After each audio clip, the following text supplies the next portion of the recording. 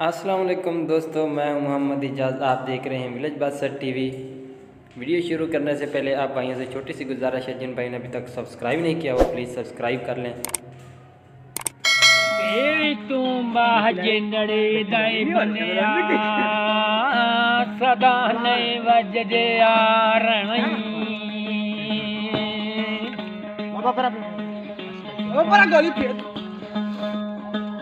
एक दिन बंदिया ऐस तुम्बे दी टुट जानी तार जदों डाडियां दे बस बनई।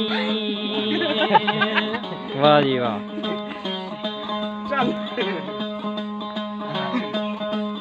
मेरे तुम्बे दिया तारा पंजो ओ बीबी मना दे वरदान दे जिन्ना किता करबल जंग ते पानी किते खूफियां बंद तुम्बा जिंदड़े दा।